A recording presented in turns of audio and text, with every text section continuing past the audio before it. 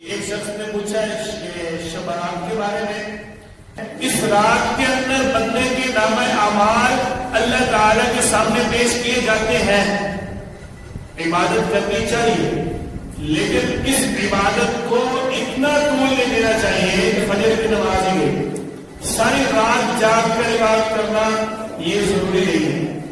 جتنی سکت ہے اتنی آپ عبادت کریں، عشاء کی نماز جماعت کے ساتھ پڑھ لیں، فجر کی نماز جماعت کے ساتھ پڑھ لیں، ساری رات عبادت کا ثواب ملے گا حدیث مبارکہ کے مطابق۔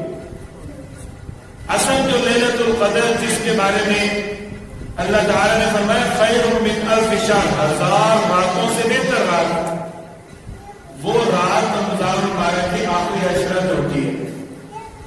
اس لیے اس رات کو اتنا طول نہیں دینا چاہیے۔ آپ نے دیکھا اس رات میں کتنی خرافات ہو رہی ہیں اور ختم دیے جا رہے ہیں کہ یہ فلاں چیز پکا کر بانٹ دو۔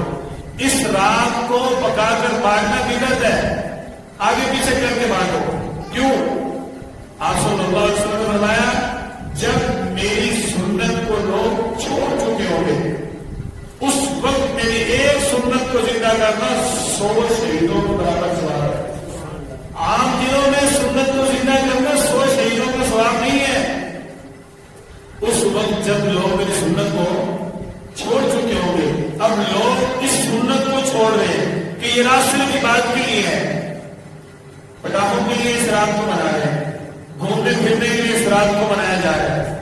اس رات کو طے کر کے دوست احباب سارے جمع ہو رہے ہیں مسجدوں میں عبادتوں کے لیے، وہاں مسجد میں جاتی ہوں گا بھی آ جانا، وہاں شہری کا انتظام بھی ہوتا ہے۔ 15 شعبان کا روزہ رکھنا مستحب ہے، واجب نہیں ہے، رکھو ثواب نہ رکھو گناہ نہیں ہے۔ اس رات کے اندر جو یہ کھانا پکانا، بانٹنا، تقسیم کرنا، جس کا شریعت کے اندر بالکل کسی قسم کا کوئی وجود نہیں بلکہ اسلام کے خلاف ہے۔ کیوں؟ آپ صلی اللہ علیہ وسلم سنت ہے صرف عبادت کرنا، اور ہم اس رات کے اندر پٹاخے اور کھانا پکانا